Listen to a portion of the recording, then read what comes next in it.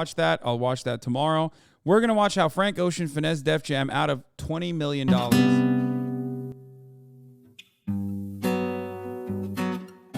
Frank Ocean is a legend in the music industry. He's written for Beyonce, he's gone platinum multiple times, and he actually became the second Grammy Award-winning artist to get beat. And he became dead to me after he unfollowed me on Instagram. But that's who's to say.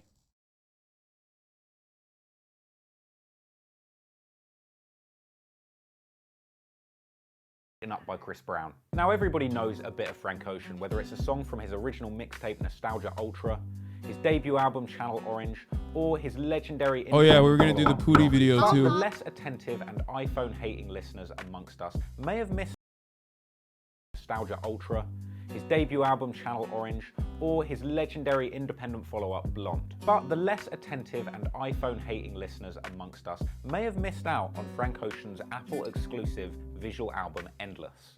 This dropped as an Apple Music exclusive along with a bizarre 45-minute visual of Frank Ocean building a staircase. Well, if you didn't catch Endless, it's likely that you didn't catch the amazing story behind it, where Frank Ocean has been reported to have pulled off a $20 million finesse that left the head of Universal Music Group fuming. It was A$AP Rocky that brought this story to the mainstream's attention with a 2018 interview with Angie Martinez. That man figured out how to finesse the record industry, and people don't talk about that. That it took that man 2 years to do that shit. And then Blonde, he already got a $20 million check from Apple from that shit, which he didn't have to give any of that shit back to the label because he was already out his deal once he gave them Endless. But the real story starts in 2009. Frank was living in LA and pursuing his music career when he... Motherfucker said music too loud. Like, you think that's me? You think I'm the one who did the soundtrack to this Trap Laura Ross?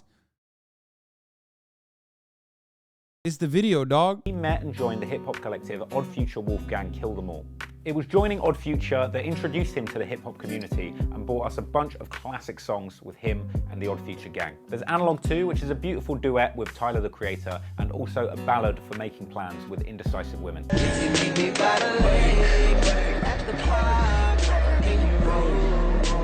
There's the song Widow, where seemingly at the end Frank gets lost in the vocal booth and can't find his way out. Where I'm at, now where we at. And of course She, where Frank discusses the troubles of going through his first period. Later on in Such a good 2009, song. Frank met legendary music producer Tricky Stewart. Tricky is a music industry hitmaker who's been responsible for some of the most successful and obnoxious songs of all time. Beyonce's Single Ladies, Rihanna's Umbrella, and of course the classic Justin Bieber Baby. Through working with Tricky, Frank was able to secure writing credits on songs with legendary artists such as Brandy, John Legend, and... Still not as rich as Lil Baby. Of course, bro. He's not. Lil Baby the GOAT. If Lil Baby the GOAT, then Frank Ocean the giraffe? Beyonce, aka Jay-Z's bloody wife. It was around this time that Frank actually signed a deal with Def Jam, a deal that would later prove itself to be as tricky as the guy that got him into it. Frank later said that he felt neglected by Def Jam, that he didn't have a relationship with the label, and he basically felt like he'd just been signed and stored away. Tricky later said in an interview that in hindsight, the deal was a huge mistake, and he just couldn't get Def Jam to get behind Frank the way that Tricky... Bro, you're so embarrassing sometimes. Yes, to the chatter who asked, it's a copy pasta, the Little Baby the GOAT. If XQC the GOAT, then Hasan the giraffe is what they used to say. But yes, Frank Ocean used to follow me, and then he posted about Jeremy Corbyn, and I DM'd him finally. I was like, hey, King Jezza or something like that.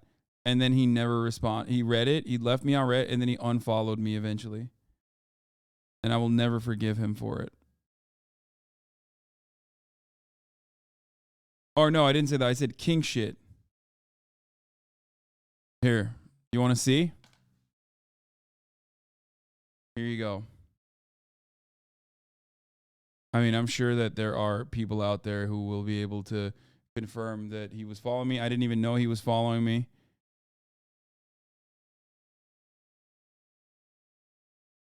Left on scene.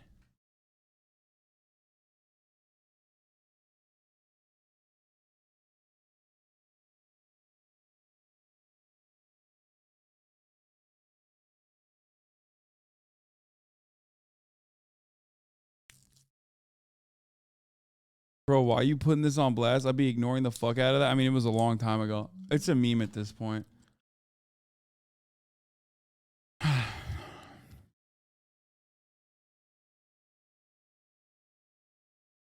It's just a meme. It's not serious.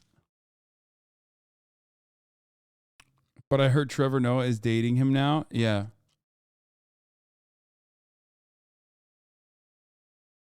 What? Experts warn of explosive bowel moves from the viral TikTok saltwater flush trend. What the fuck? That's crazy, dude. People are so insane. All right, let's continue. It was in 2011 that Frank made the first in a long line of major finesses against his record label. After being inspired by Odd Future and their own genius approach at putting out their own mixtape and building a buzz completely independently, he decided to put together a little mixtape of his own. So at the start of 2011, Frank independently pushed out Nostalgia Ultra, which became a smash underground hit without any promotion. Suddenly, Def Jam are all interested in Mr. Ocean, so they decide to get behind the mixtape and release two of the songs as singles. Novocaine, which ends up charting at 82, and Swim Good, which ends up hitting number 70. It's at this point that Frank Ocean is contacted by everybody's favorite elevator punching bag, Jay-Z, and disgraced Maybach repairman, Kanye West. Def Jam were toying around with the idea of packaging up Frank's mixtape Nostalgia Ultra as a commercial release, but this was eventually abandoned due to the fact it was littered with unclearable samples. Now Def Jam are convinced of Frank Ocean's ability, let the finessing begin. So Frank immediately demands $1 million and complete creative control over his debut album, which he gets. He wrote all the songs in 3 weeks and came with that heat.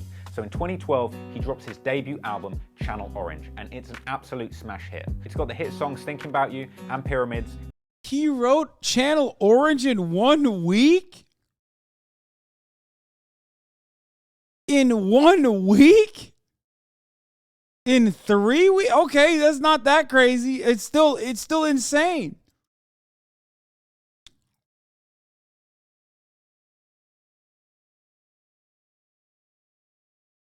It's not that different than 1 week. 1 week to 3 weeks. That's fucking bananas. And debuts at number 2 on the Billboard charts, later going on to win a Grammy. It was then next year, in February 2013, that Frank announced that he was working on his next album. But no music dropped until a year later, when Frank Ocean released the song Hero as part of a series of songs sponsored by the shoe brand Converse. Then once again, silence. We don't hear anything from Frank right up until the end of the year, until about November, when he releases a snippet from that makes me even more sad that he unfollowed me. Fucking the album, which still doesn't have a title, called Memorize. More months go by, and it's only in April 2015 that Frank comes out and says that there's going to be 2 versions of his album and a magazine that's going to go along with it. It's in February 2016 that Frank pops up on Kanye West's legendary Life of Pablo album on the song Wolves, which is then unusually re-edited after it comes out to remove Frank's segment from the song. Frank's part is then separated into its own song, which features the very creative title, Frank's Track. Well done on that, Kanye.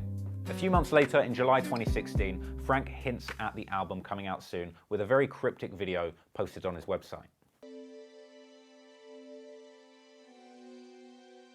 The 1st of August 2016, this is when everything goes down. At 3 a.m, an unusual and endless stream of Frank Ocean woodworking in a warehouse in Brooklyn appears on his website with an Apple Music logo and some unusual instrumentation being played sporadically throughout. Turns out these instruments would then form into instrumentals from the Endless album, and that this stream would end up lasting 140 hours. As the live stream went on, it became very clear that what Frank was actually doing was building a staircase. I can only hope that he built it to have more traction than Meek Mill's staircase. As it got closer to completion, the stream was accompanied by the actual songs from the Endless album and eventually an Apple Music link where you could listen to the album. So the 45-minute version of the visual album is still actually very hard to find if you're not an Apple Music user. I looked for it for ages, and genuinely the only place I could find it was Pornhub. Frank later came out and said that the Endless visual album actually represented the final move in a 7-year chess game he'd been playing with Def Jam Records to get out of his contract. Throughout this time, he had to replace several members of his team, including his lawyers and his management, as well as paying back a $2 million advance to Def Jam, which he'd been given to record that second album. By doing this, he was actually able to retain ownership over those recordings. So Frank Ocean is finally out of his contract and ready to start recording again. Right? Wrong! One day later, Frank Ocean announces the biggest finesse the music industry has ever seen. He announces his Boys Don't Cry magazine will be coming to several pop-up shops all around the US and in London. The magazine is a very cool, if highly unusual, piece of artwork, which is full of pictures of really sick cars, an unusual poem about McDonald's written by the one and only Kanye West, and, to my great delight, an interview with Lil B, the bass god himself. Alongside this announcement, he releases the music video for his new single, Nikes, which is not on the Endless album, but is actually from him. Bro, he's so aesthetic, dude. That's it. I don't know what else to say other than that. Like everything he does. His brand new album, Blonde, which he has released independently that day. Basically, Def Jam got absolutely finessed. They thought they were getting a banging Frank Ocean album, but what they actually got was a 45-minute Home Depot commercial that nobody wants to watch. Basically, the entire Endless album was just one giant pretentious arrow pointing to Frank Ocean's real album. So Endless was a decoy album. Frank finessed his way out of that deal, was able to keep the rights to the real album Blonde, drop it independently with Apple Music, and secure that bag for himself. Now, the album Blonde stormed the charts. It's rumored that in sales alone, the Blonde album netted about $2 million for Frank, whereas the Endless album netted a measly $157,000 for Def Jam. That's not even enough to buy a used Bentley truck. And that $2 million is just the tip of the iceberg. As it was mentioned at the start of this video, A$AP Rocky came out and said that Frank finessed Def Jam for $20 million. Now, I wasn't able to actually find any solid proof that Frank Ocean had indeed secured a $20 million bag. What I was able to find was that Apple are indeed rumored to have paid Drake $20 million, and also that Chance the Rapper was offered $20 million that he actually had to turn down. After this, Lucian Grange, who is the head of Universal Music Group, which is the parent company of Def Jam, came out and said, no more exclusives with streaming services, and sources say that he was fuming. I've got to say, I'm genuinely blown away by the idea of promoting an album with a 140-hour stream of somebody building a staircase. When I release my hotly anticipated hip-hop album, I'm actually going to upstage Frank by promoting it with a 150-hour video of me in a lift. Beat that, Frank. Still stuck in this lift. Still stuck in this lift. I'm trapped in a lift. Feel like R. Kelly, but it's not a closet, it's a lift. There you have it. That is how Frank Ocean managed to finesse Def Jam and Apple Music out of $20 million. Madness. If you like that video, make sure that you like and subscribe below. Hit that notification bell so you can see every single time that I upload, and thanks so much for watching. Also, in honor of Frank Ocean's back-to-back album dropping Finesse, I decided to do a little back-to-back video drop for you. So if you're interested, I just dropped